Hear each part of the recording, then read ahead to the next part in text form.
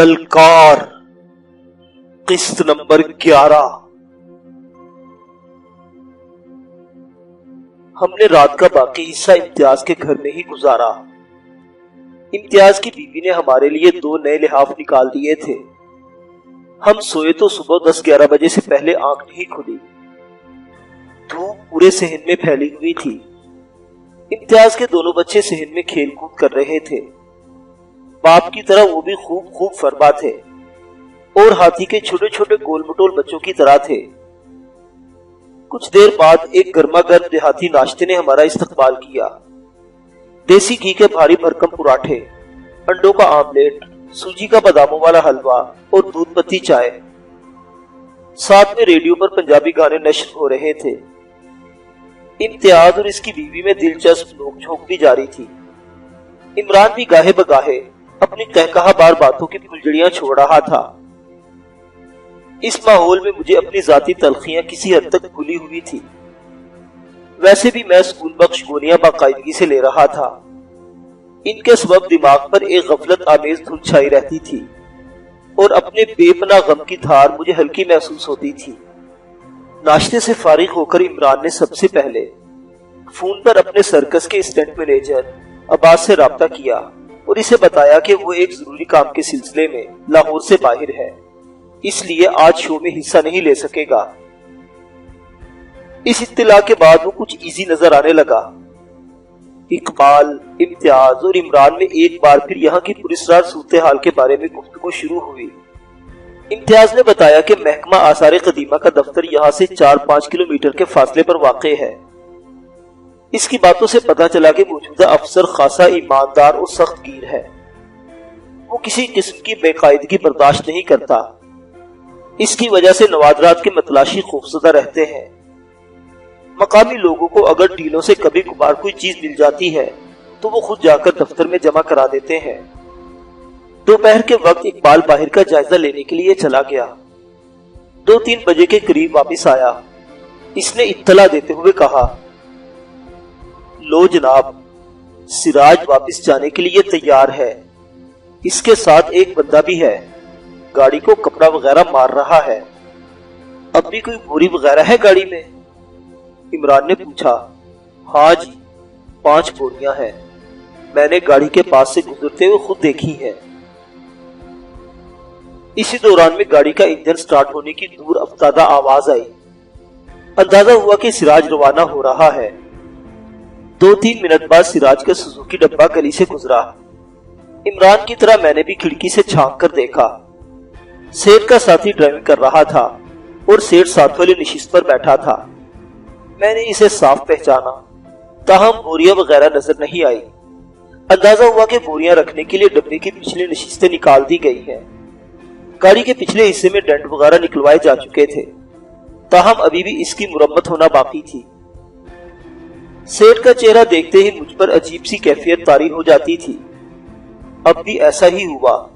मैं काफी देर बिल्कुल गुमसुम रहा। वो रात खासी सनसनीखेज रही। इमरान की कई सलाहियतें खुलकर मेरे सामने आईं। इसकी गैर मामूली बेखौफी तो मुझ पर पहले ही साबित हो चुकी थी। अब अंदाजा हुआ कि वो किसी भी खतरनाक काम में फौरी तौर पर कूद पड़ने और वक्त के मुताबिक नहायत तेजी से फैसले करने की सलाहियत रखता है। यकीनन इसके दोस्त भी इसके मिजाज के मुताबिक ही थे।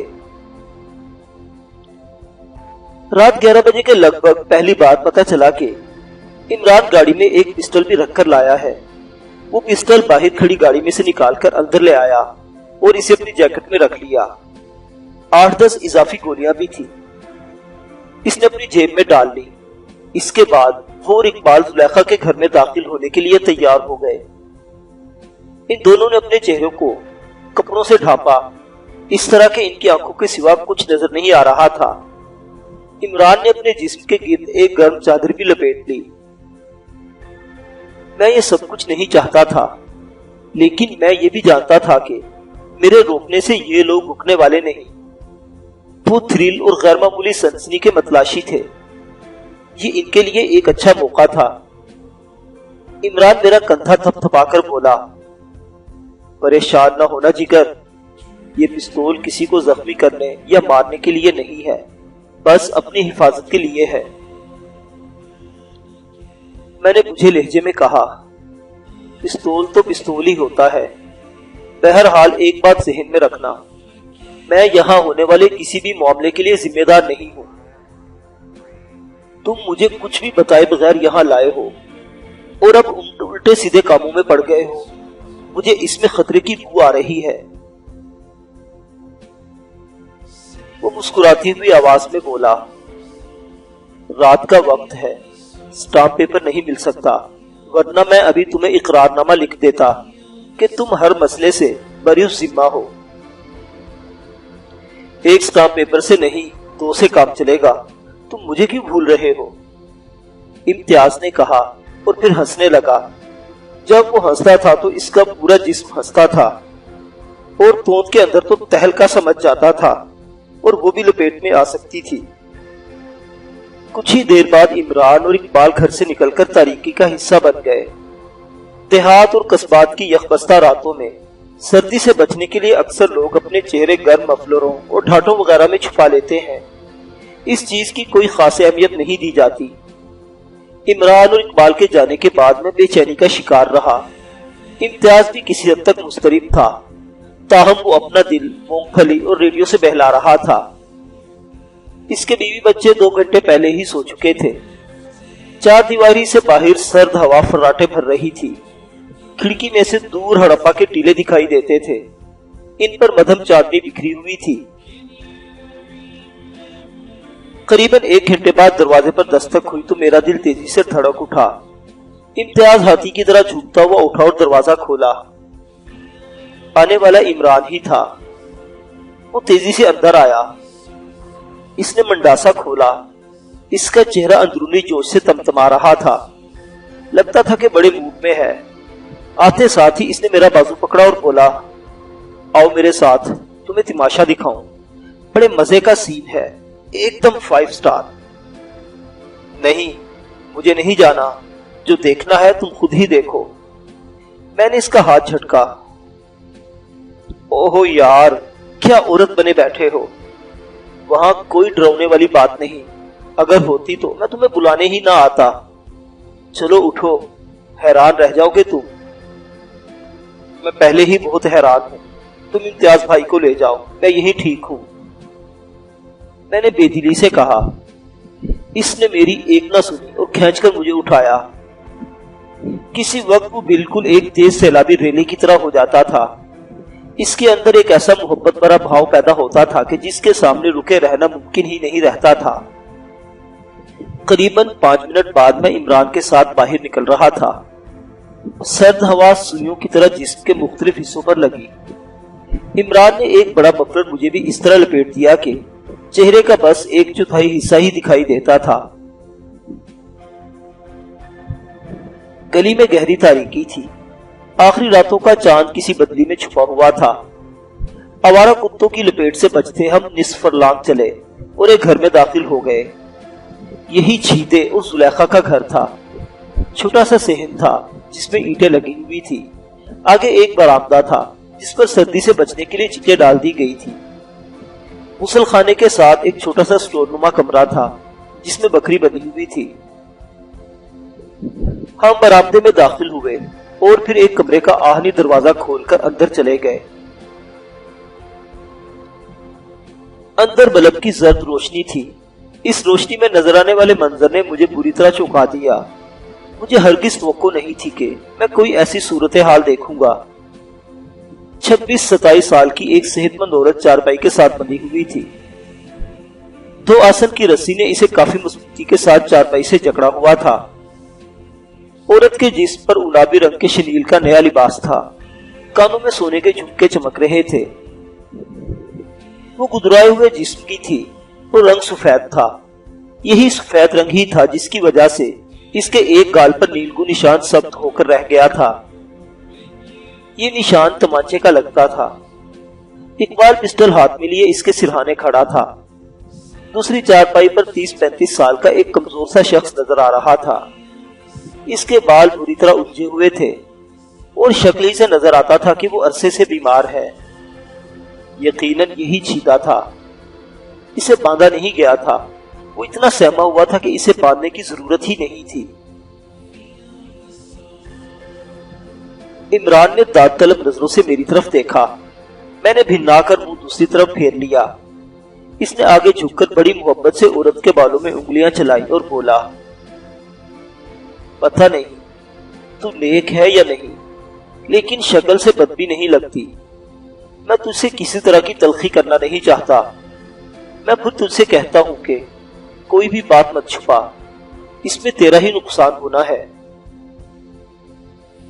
میں سچ کہتی ہوں، میں کچھ نہیں چھپا رہی، مجھے جو پتا تھا میں نے بتا دیا ہے۔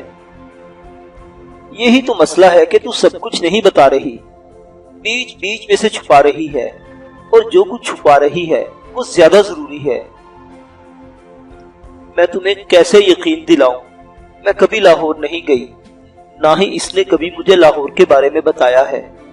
وہ یہی کہتا تھا کہ رائے گنج میں اس کی تھوک کی دکان ہے، جہاں آلے دوالے کے دکاندار آٹا چاول وغیرہ لے کر جاتے ہیں۔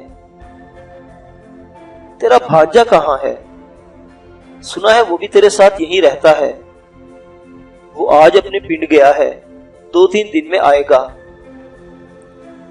کیا اس کے دماغ میں بھی یہ کبھی نہیں آیا کہ خواجہ جھوٹ بول سکتا ہے، یا اس نے سوچا ہو کہ رائے گنج جا کر اس کا پتہ کرنا چاہیے؟ نہیں، وہ اتنے جوگا نہیں ہے، وہ تو بس وہی کرتا ہے جو خواجہ اسے کہتا ہے، اور تم بھی تو وہی کرتی ہو، بلکہ کر رہی ہو۔ عمران نے معنی خیز لہجے میں کہا۔ زلیخا کے چہرے پر شرمندگی جھلکی، اس کا ہڈیوں کا ڈھانچہ اور خامت بھی دوسری طرف دیکھنے لگا۔ اقبال نے کہا، ابھی تو نے بتایا ہے کہ پچھلے 4 مہینوں میں تو نے سراج سے 40-50 ہزار روپے لیا ہے، تیری الماری میں سے یہ 3,500 نکلا ہے، باقی کہاں ہے؟ باقی وہ کل لے گیا تھا نکال کر، 22,000 روپیہ تھا۔ وہ روحانسی آواز میں بولی، 2 چوڑیاں بھی تھی سونے کی، وہ بھی کھینچ کر لے گیا ہے۔ یہ دیکھو، مرن جوگے نے میری باہیں چھین دی ہیں۔ اس نے اپنی سرخ کلائیوں کی طرف اشارہ کیا۔ عمران نے غور سے اس کی کلائیاں دیکھی اور اس بات میں سر ہلایا۔ اس دوران میں زلیخا کا شوہر چھیدہ کمزور آواز میں بولا، ہمارا کوئی قصور نہیں ہے، خواجہ نے جو کچھ کیا ہے زبردستی کیا ہے، اس نے ہماری کوئی پیش نہیں چلنے دی، کہتا تھا کہ اگر کسی کو پتہ چلا تو سب کو ہتکڑیاں لگے گی۔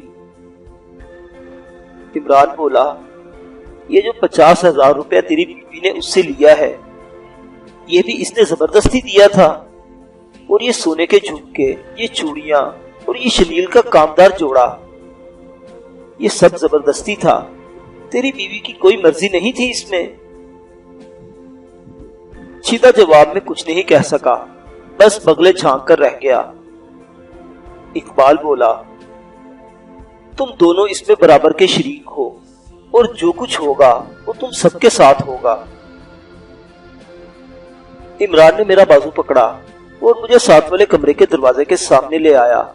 یہ دوسرے کمرے کا دروازہ تھا۔ اس نے دروازہ کھولا تو میں چکرا کر رہ گیا۔ کمرے میں فرش کی جگہ ایک بڑا کنواں تھا۔ بلب کی میلی سی زرد روشنی اس کنویں کی گہرائی تک پہنچتے پہنچتے بہت مدھم ہو جاتی تھی۔ اگر کوئی شخص بے دھیانی میں کمرے کے اندر 2 قدم بھی رکھتا تو اس کنویں نما گڑھے میں گر جاتا۔ او خدایا، یہ کیا ہے؟ اسی لیے تو کہا تھا جگر کہ سین دیکھو گے تو مزہ آ جائے گا۔ میں نے آگے بڑھ کر نظر دوڑائی۔ اس تقریباً 8 فٹ قطر کے کنویں کے اندر بانس کی ایک طویل سیڑھی لگی ہوئی تھی۔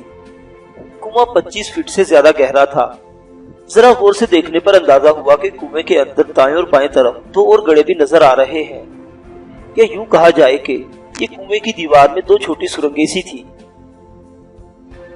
یہ سب کیا ہے عمران؟ میں نے تحیر میں ڈوب کر پوچھا۔ سمجھو کہ یہ بھی موت کا کنواں ہے، لیکن اس کی دیواریں کچی ہیں، اس لیے ان میں موٹر سائیکل نہیں چل سکتی۔ یا شاید سیٹھ سراج کے پاس کوئی ایسی موٹر سائیکل ہو جو اس میں چل سکتی ہو۔ تو یہ سب سیٹھ سراج نے کیا ہے؟ تو اور کیا میں نے کیا ہے؟ وہ خبیث پچھلے 3-4 مہینے سے صرف زلیخا کے لیے یہاں نہیں آ رہا، یہ کنواں بھی کھود رہا تھا، مگر اندازہ یہی ہوا کہ اس کی لالچ کی موٹر سائیکل ہڑپا کے اس کچے کنویں میں نہیں چل سکی، یعنی اسے یہاں سے کچھ نہیں ملا، اسی لیے تو وہ بھنایا ہوا یہاں سے رخصت ہو گیا ہے اور جاتے جاتے اپنی زلیخا سے نقدی شکتی بھی چھین کر لے گیا ہے۔ پتہ نہیں تم کیا کہہ رہے ہو، میری سمجھ میں کچھ نہیں آ رہا، میں نے کہا۔ تمہیں اطمینان سے سب کچھ بتاتا ہوں، پہلے اس کنویں کی سیر تو کر لو۔ نیچے اترو گے؟ اس نے پوچھا۔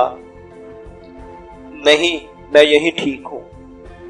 اچھا، تو یہ ٹارچ پکڑو، میں دیکھ کر آتا ہوں۔ میں نے ٹارچ پکڑ لی اور اس کا رخ کنویں نما گھڑے میں کر دیا۔ وہ سیڑھی اتر کر نیچے چلا گیا۔ تہ میں لمبے دستے والے 2 کھرپے اور کڑاہیاں پڑی ہوئی تھی۔ وہ کنویں کے اندر ہی سے آواز دے کر بولا، یہ دیکھو، یہ لوگ کسی کے بجائے ان لمبے کھرپوں سے کھدائی کرتے رہے ہیں۔ مقصد یہی تھا کہ کسی سے کھدائی کریں گے تو آواز پیدا ہوگی۔ دائیں بائیں نظر آنے والے دونوں خلا افقی رخ پر زیادہ گہرے نہیں تھے، یہ مشکل سے 10-10 فٹ آگے گئے ہوں گے۔ ان کے دیکھنے سے اندازہ ہوتا تھا کہ کارآمد چیزوں کی تلاش میں کھدائی کرتے ہوئے دائیں بائیں بھی کوشش کی گئی ہے۔ کچھ دیر بعد عمران سیڑھی کے سہارے باہر نکل آیا۔ اس کے جوتے نم تھے، یوں لگتا تھا کنویں کی تہ میں تھوڑا بہت کیچڑ بھی تھا۔ یہ تو بڑا عجیب چکر لگ رہا ہے، میں نے سرگوشی کی۔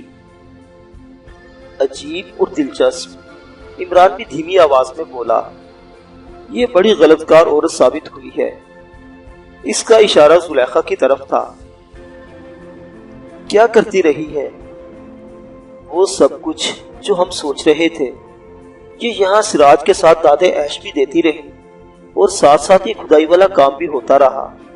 اس کے شوہر چھیدے کو بھی سب پتا تھا کہ یہاں کیا ہو رہا ہے۔ ان لوگوں نے یہاں اسی کمرے میں کھدائی کیوں کی ہے؟ اس کی کوئی خاص وجہ ہے؟ میں نے دریافت کیا۔ یہ ساری باتیں ابھی تھوڑی دیر میں سامنے آ جائیں گی، تم دیکھتے رہو۔ کیا تم نے زلیخا کے ساتھ مار پیٹ کی ہے؟ میں نے پوچھا۔ بالکل نہیں، بس یہ ذرا ادھم مچا رہی تھی، اس لیے اسے چارپائی سے باندھنا پڑا۔ تھوڑی دیر کے لیے اقبال نے اس کے منہ میں کپڑا بھی ٹھونس دیا تھا۔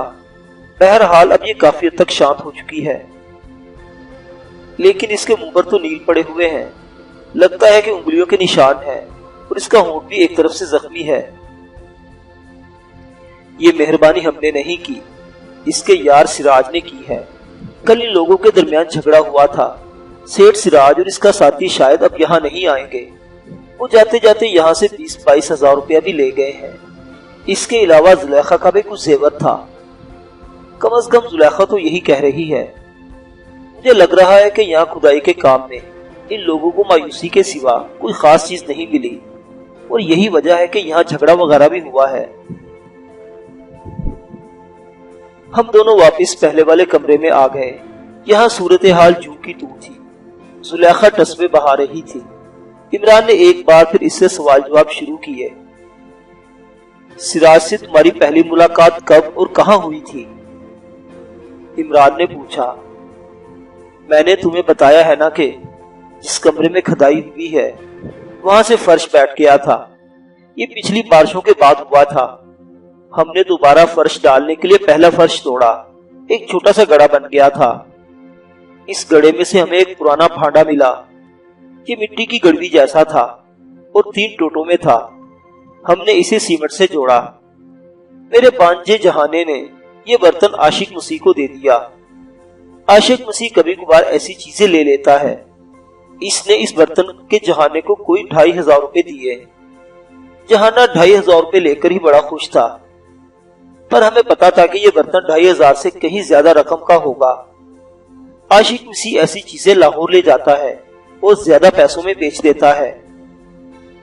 ہمیں بعد میں پتا چلا کہ یہ چیزیں خواجے کو دیتا ہے، جسے تم لوگ سراج بتا رہے ہو۔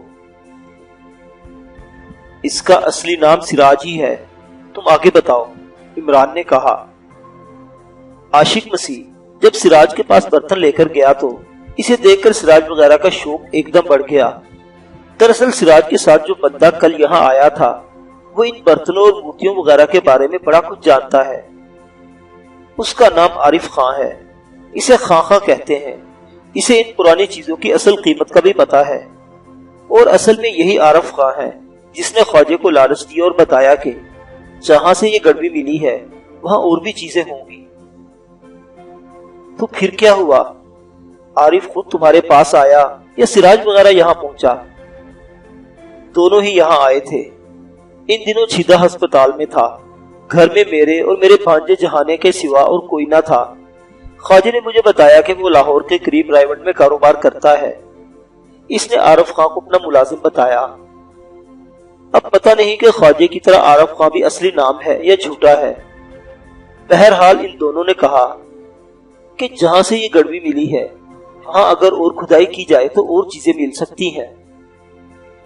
مجھے پتا تھا کہ یہ غلط کام ہے۔ سرکاری بندے ہر وقت یہاں نظر رکھتے ہیں، چوکیدار بھی گھومتے رہتے ہیں۔ میں نے انکار کر دیا۔ خواجہ اور عارف خاں پہلے لالچ دیتے رہے، پھر ڈرانے دھمکانے لگے۔ انہوں نے کہا کہ میرے بھانجے جہانے کو ہتھکڑی لگ سکتی ہے کیونکہ اس نے یہ گڑوی ناجائز طور پر نکالی ہے اور بیچی ہے۔ اس کے علاوہ بھی بڑا کچھ ہو سکتا ہے، اس لیے بہتر یہی ہے کہ میں ان کی بات مان لوں۔ میں اکیلی عورت ذات تھی اور یہ بات بھی صحیح تھی کہ جہانہ گڑوی بیچ چکا تھا۔ عاشق مسیح نے اسے 2500 روپے کی وصولی پر انگوٹھا بھی لگوایا تھا۔ مجھے ان کی بات ماننا پڑی۔ اس کے بعد خواجے نے ہمارے گھر آنا جانا شروع کر دیا۔ کبھی کبھی اس کے ساتھ عارف خاں بھی ہوتا تھا۔ چھیدہ ہسپتال سے واپس آ گیا تھا۔ خواجے نے اس کو بھی ڈرایا دھمکایا اور پھر انہوں نے کھدائی کا کام شروع کر دیا۔ کھدائی کون کرتا تھا؟ عارف خاں اور جہانہ۔ سب سے بڑا مسئلہ مٹی چھپانے کا تھا۔ پہلے تو خواجہ تھوڑی بہت مٹی چھت پر ڈلواتا رہا اور ویڑے کی بڑی کیاری میں پھینکواتا رہا۔ پھر اس نے رستہ ڈھونڈ لیا۔ وہ کھدائی سے نکلنے والی مٹی بوریوں میں بھر کر اپنے ساتھ لے جاتا تھا۔ اب پتہ نہیں لاہور لے جاتا تھا یا راستے میں کہیں پھینکتا تھا۔ بہرحال یہاں تو اپنی سفید گاڑی میں بھر کر لے جاتا تھا۔ محلے میں اڑوس یا پڑوس میں کسی کو پتہ نہیں کہ تم کھدائی کر رہے ہو؟ اقبال نے پوچھا۔ خواجہ کھرموں سے کھدائی کرواتا تھا۔ یہ کام جب بھی ہوا رات کو ہوا۔ دن کے وقت ہم اس کمرے کو تالا لگا چھوڑتے تھے۔ عمران ٹارچ کی روشنی زلیخا کے گورے چٹے چہرے پر ڈال کر بولا۔ زلیخا بی بی، یہ بات ماننے والی ہرگز نہیں کہ تم لوگوں نے اتنی کھدائی کر لی اور تمہیں یہاں سے ملا کچھ نہیں۔ میں سچ کہہ رہی ہوں، گڑوی کے بعد یہاں ایک بھی کام کی شے نہیں ملی۔ خواجہ ہم سے کہتا تھا کہ ہم نے جھوٹ بولا ہے، گڑوی بھی یہاں سے نہیں نکلی ہوگی۔ ہم نے کسی کی چرائی ہے یا کہیں اور سے نکالی ہے۔ کہیں ایسا تو نہیں کہ کھدائی کرتے ہوئے یہاں سے کچھ نکلا ہو مگر ان لوگوں نے، میرا مطلب ہے سراج اور عارف وغیرہ نے تم سے چھپایا ہو۔ اللہ کی اللہ ہی جانے، پر میں جھوٹ نہیں بولوں گی۔ جب بھی کھدائی ہوتی تھی جہانہ ساتھ ہوتا تھا۔ اگر کوئی ایسی بات ہوتی تو اسے پتہ چل جاتا۔ بات کرتے ہوئے زلیخا کے ایک گال پر چھوٹا سا گڑا پڑتا تھا اور وہ قدرے خوبصورت نظر آنے لگی تھی۔ وہ عاشق مسیح اب کہاں ہے؟ اقبال نے پوچھا۔ اس پر جھگڑے اور ناجائز اسلحے کا کوئی کیس بنا ہوا ہے۔ آج کل وہ گھر سے غائب ہے۔ 3-4 مہینے سے اسے نہیں دیکھا۔ اگلے 1 گھنٹے میں عمران اور اقبال اس زلیخا نامی عورت سے مسلسل سوال و جواب کرتے رہے۔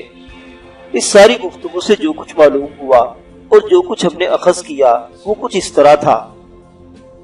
زلیخا ہوشیار عورت تھی۔ وہ جو یہ بات کر رہی تھی کہ اس نے خوفزدہ ہو کر سراج وغیرہ کا ساتھ دیا، غلط تھی۔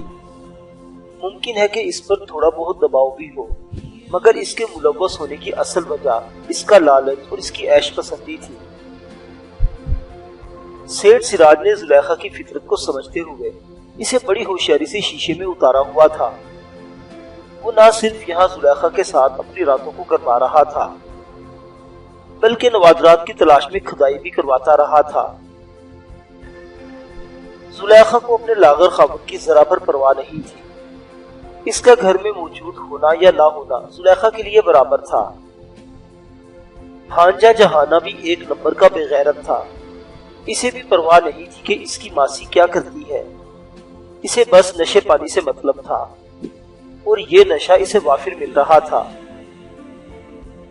इसकी जेब भी सेठ सिराज की मेहरबानी से हमा वक्त गर्म रहती।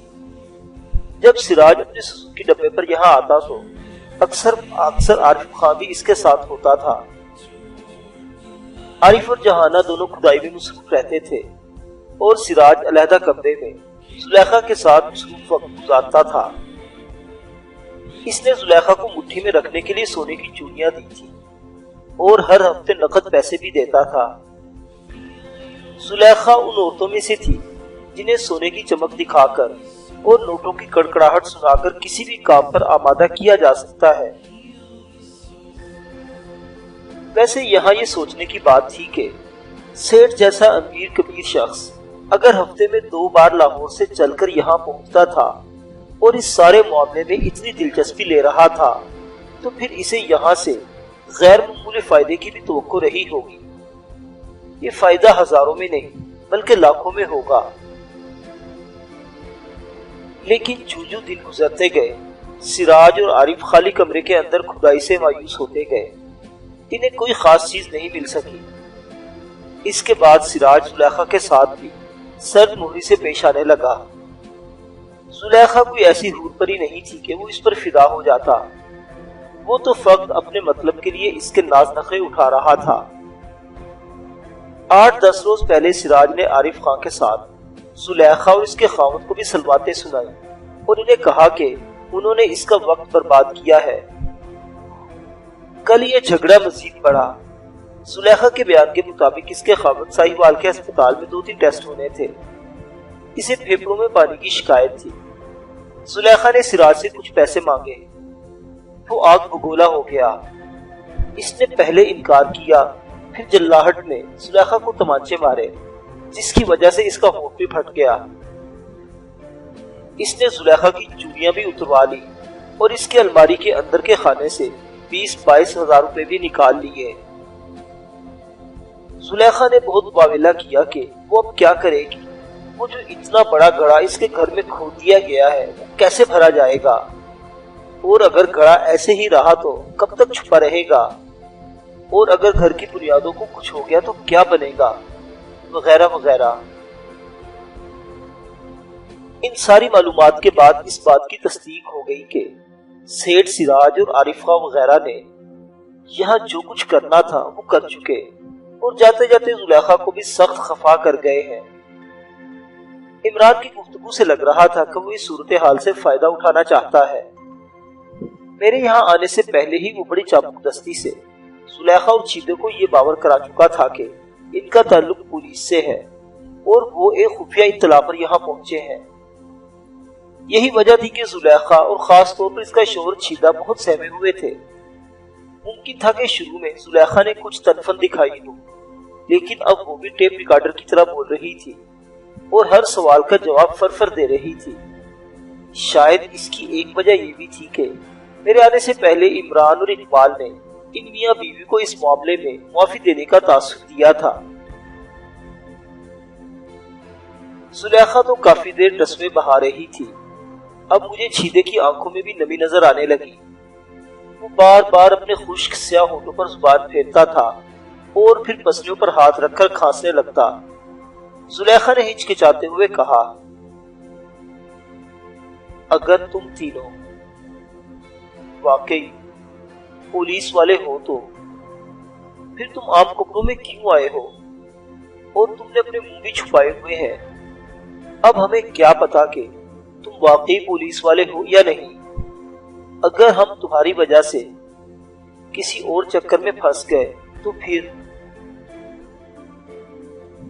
होशियार औरत हो, इमरान ने कुर्सी पर बैठते हुए कहा। लेकिन अगर इस होशियारी से कुछ होशियारी पहले दिखाई होती तो सिराज के जाल में इतना आती। लगता है कि इस वक्त तुम्हारी होशियारी पर ठप्पा लग गया था और आंखों पर लालच की पट्टी बन गई थी। फिर वो इकबाल से मुखातिब होकर बोला, दिखाओ भाई इस होशियार औरत को अपना कार्ड। इकबाल ने जेब में हाथ डाला और एक कार्ड निकालकर जुलेखा की तरफ बढ़ा दिया। ये पता नहीं किस महकमे का कार्ड था, अंग्रेजी में लिखा हुआ था। जुलेखा और चीदे की खास समझ में आता। दोनों ही खुश्क होठों पर जुबान फेर कर रह गए। इमरान ने तंजिया लहजे में कहा, बीबी साहिबा, अगर आपको तसल्ली नहीं हो रही तो फिर इलाका इंचार्ज से फोन पर आपकी बात करा देते हैं, या फिर एसपी साहिब से कहते हैं कि वो खुद यहाँ आकर आपके पास हाजिरी लगवा जाए। नहीं, हम आप पर तो शक नहीं कर रहे जी, बस इस बात से डर रहे हैं कि हम पर कोई और मुसीबत ना आ जाए। जुलेखा का शोहर छीदा मिनमिनाया। जुलेखा ने आजिज़ी से कहा, हम बड़े बेचारे लोग हैं फिराजी, हम में थाने कचहरियों की हिम्मत नहीं है। आप जो कहेंगे हम वैसा ही करेंगे, बस हम पर इस मामले का बोझ न पड़े। हम तो यही चाहते थे, पर अब तुम्हारी बातों से लग रहा है कि तुम लोग ख्वार होने का प्रोग्राम बना रहे हो। ये बड़ा सख्त केस है बीबी। ये जो तुम्हारा घर शर है ना, ये बस 4-6 महीने में बिक जाना है, और ये जो तेरे पिंडे पर चर्बी चढ़ी हुई है ना, ये भी पिघल जानी है सेंट्रल जेल में। इमरान का अंदाज जलाली था। मुझे माफी दे दो साहब जी, मैंने तो बस यूं ही बात की थी। आप जो कहेंगे हम वैसा ही करेंगे। हम तो खुद चाहते हैं कि ख्वाजे और इसके यार को हथकड़ियां लगे। अल्लाह करे इनके जनाजे निकले जेल के अंदर से। इस ख्वाजे ने मेरे साथ जो किया है मैं आपको बता नहीं सकती। कल जहाने और छीदे के सामने मुझे माँ बहन की गंदी गालियां दी हैं, मुझे चीजें मारी हैं, मेरी कमीज फाड़ी है। आप खुद देख ले, वो सामने अलमारी में पड़ी हुई है। वो एक बार फिर आंसू बहाने लगी। इसके आंसू हमदर्दी के तालिब थे। इमरान पत्थर की तरह साकित बैठा रहा। रवायती थानेदारों की तरह इसके अंदाज में कोई लचक नजर नहीं आ रही थी। गालिबन दिल में वो भी इस सूरत हाल को इंजॉय कर रहा था। इसे बेहरकत बैठे देखकर छीदे ने हाथ जोड़ दिए। माफ कर दे जी, इसने गलत बात कही है, इसके लिए मैं माफी मांगता हूँ। हम आपसे पूरा ताउन करेंगे। अब इमरान ने थोड़ी सी नरमी दिखाई और दोबारा सवालों जवाब शुरू किए। इसने जुलेखा से मुखातिब होते हुए कहा, देखो जुलेखा, मैं इस सारे मामले की हर छोटी से छोटी तफसील जानना चाहता हूँ। यहाँ सिराज और आरिफ खां के अलावा और कौन कौन आया है, उन्होंने क्या क्या किया है, इनके दरमियान क्या बातें होती रही हैं। मैं चाहता हूँ कि तुम दोनों इस बारे में कोई भी छोटी बड़ी बात मत छुपाओ। कौन सी बात हमारे लिए जरूरी है और कौन सी नहीं, ये हम खुद तय करेंगे।